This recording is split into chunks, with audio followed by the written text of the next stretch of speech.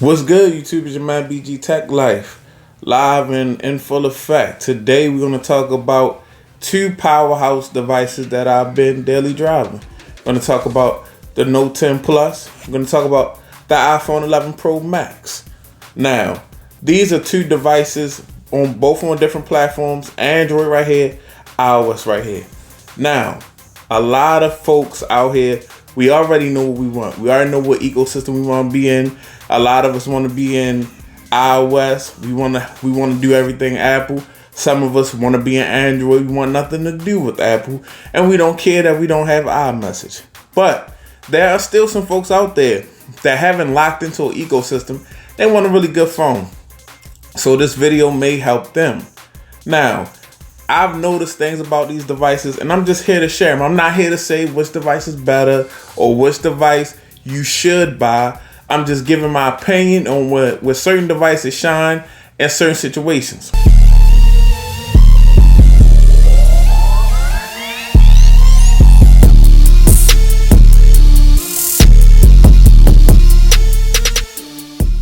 Okay, guys, so let's talk about price. First and foremost, paid $10.99 for the Note 10 Plus, over $1,000. Paid $12.49 for the iPhone 11 Pro Max because it's not the 64 gig, which is $10.99. It's 256 gigabytes. So off the break, for your money, you get more bang for your buck as far as memory goes on your Note. You're getting 256 gigs out the box, and you can put a micro SD card in there up to like a terabyte or half a terabyte. Just a ridiculous amount of memory, way more than the iPhone. So everything you get as far as memory with this device is you're gonna pay for it. You're gonna pay for it. If you wanna, if you want 256 gigs, you want a 512, you get all the way up there to damn near $1,500 with this device. And I say, but see, that's where this device shines. Memory, just the amount of memory that you can get on this device for $10.99 and add on to the memory with just simply buying a micro SD card. This device, and as far as the price go, I'll tell you where the iPhone actually shines, guys. Both of these are over $1,000. This, when you're ready to get rid of your Note 10 or any Samsung device, you're not gonna get what you paid for it at all. You're not gonna get half. You're not gonna get close to what you pay for any Samsung device once you try to sell it. That's just the truth, proof in the pudding. I sold the S10 Plus, and it was just downright. It felt disrespectful. I felt disrespected. I felt ashamed for selling this device for this amount of money, and it was on eBay, and there was an auction, and I just thought I was gonna get more for the device, but I didn't. iPhone. This, when it's time to get rid of this, if you keep this in good condition, keep the box and some accessories, you can bring home a pretty penny.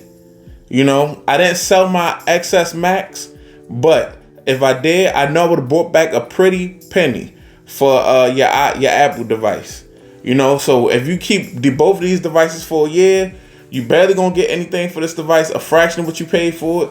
You can still get a good amount of, $700, $800. I don't know if $800, but you can get a good amount of money back for an Apple device as far as resale goes. So that's how I'm looking at it now, guys. Like, I'm an early on adapter, so I pay full price for my Samsung products. But in the end, when I'm trying to sell them to get the next best thing, I'm kind of getting, I don't want to use the term, but F in the A or whatever. So that's how it breaks down as far as price goes. Yes, you get more storage, you get a lot of features and stuff like that. But with this phone, when it comes time for resale, you're going to bring the money home. Once you buy this phone, you locked in. Now, if you just somebody that's going to buy the phone to lock in for the next couple years, that doesn't even matter to you. It doesn't even matter to you. But for me, I'm not going to lock in like that. I'm going to be trying to get the Note 11 Plus, and I'm going to be selling this once I get that, or selling this before I get that. And I know you get F in the A. That's just how it is. I will say that. As far as these devices go, they both have excellent triple camera setups on the rear. Now I will say this. This is a very good triple camera setup. You can do a lot with this triple camera setup. It is a beauty. This triple camera setup on a video camera tip, It's the truth. The 12 this is the 12 megapixel, two 12 megapixels, then a 16 megapixel. But the video camera on the iPhone is nothing but the truth. I mean, you can't beat it with a belt. You just can't. I don't know if that was the saying, but you can't beat it with a belt. With the video camera, this 4K 60, you can't, is the best thing on the market. I mean, people say, oh, DSLR, you if you don't have a Canon, if you don't have a Fuji camera or whatever, but I'm just saying, for a cell phone, this, you can produce some content. And if you go back on my channel, it's content produced with this cell phone and my 10S Max. Both really strong video cameras. Like, you can definitely start. There's no reason, if you got this phone, there's no reason for your YouTube channel to look like just anything. You can still have a YouTube channel that looks like you using a Canon camera or Fuji or Sony. You know, to the average person, it'll look like you used some type of expensive setup. As long as you can kind of get the lighting right and get things set up or whatever, you definitely can do that. So we went over price, cameras, and this has a better selfie camera. I like how the selfie cameras, the selfie pictures come out on this camera a little better. This is a little softer. As far as selfies go, take a good selfie, but it's a little softer. This, like I said, this triple camera setup is a beast, and you can record good video. I've recorded good content with my Note 9 and this device, the Note 10 Plus. So yeah, but it's just something special as far as this video camera on this device goes. Yeah. Now, next thing I want to talk about is display. That's probably the biggest thing. To somebody with a big phone, display is important. Always. You know, that's why most people like big phones, because they like big displays. And with this Note, it's a beast. It's the best on the market. It's the best display on the market. I notice a difference. When I pick this phone up and I look at some content, and then I pull this phone out and look at some content, it's still just to the eye. Like, you know, a lot of people are like, oh, you can't notice 1080 and 4K just to your eye. I can notice a difference. I love the way this screen looks. I love these AMOLED screens. They are beasts. It's like you sitting there looking at, like, this phone is kind of like just sitting here looking at my curved 65-inch TV. I'm not gonna lie. Like, I really love this display on this device, and it's one of the best, if not the best display on the market, straight up and down. You know, I'm just being real with y'all, being honest. Now, this has a good display. If you like Apple and you like the iPhone space, you're not going to be sitting here like, oh my God, I got the worst display on earth. Not at all. This is a good, this is one of the strongest displays that Apple has came out with. They got into the high res game with this display. Yes, it's a good display, but this is like the best on the market. It's the best shit since sliced bread on the display tip. So I'm just being honest with y'all as far as that go. Features. I mean, you know what time it is. It's a Samsung phone. You got edge display. You got an S Pen. You got reverse wireless charging. I mean, you got water resistance. You got all types of things. And you have a Type-C. This is a Type-C device. So you charge it. It has a Type-C port.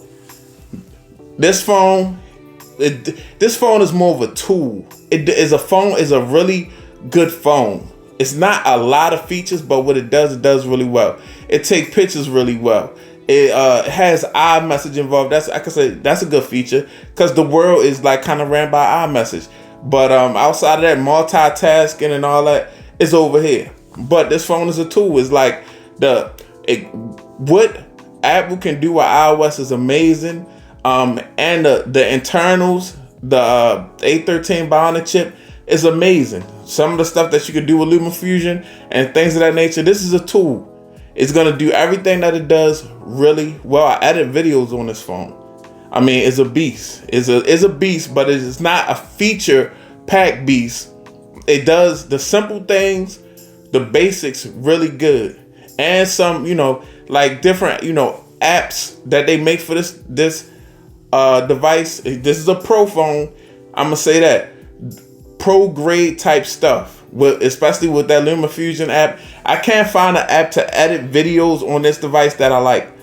They all seem kind of cheap, bumped down because I've been using LumaFusion. So that's something that's a reason why I could look at this device, even though I don't think it's pro grade. It's just the iPhone. They tried to fake us out, say this is a pro, and make the cheap iPhone the regular iPhone just to make everybody that spend $700 think they got the iPhone. No, if you don't have a Pro, you don't have an iPhone. I mean, you do, but at the same time, you don't. I know a lot of people gonna be mad about that statement, but I mean, it's honest. It's the truth. You don't.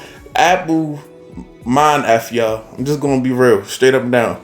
Apple mind F y'all. So, like I said, this device is pro grade, but it doesn't have that Type-C connectivity.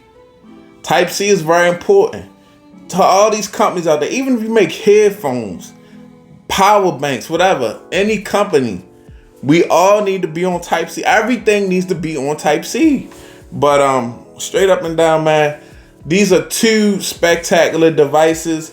You can't lose. Like I said, a lot of us already know. A lot of us like, oh, we Android for life, Samsung for life, straight up and down. A lot of us iOS or nothing. You know how iOS people do. Hey, look, oh, you got an iPhone? I mean, you got a Samsung phone? Oh no, green bubbles? No. That's what some people do. But for the people that's looking for good devices and you're not locked in yet, you're not a fanboy of either Samsung or Android or Apple yet, you can do a lot with both of these devices.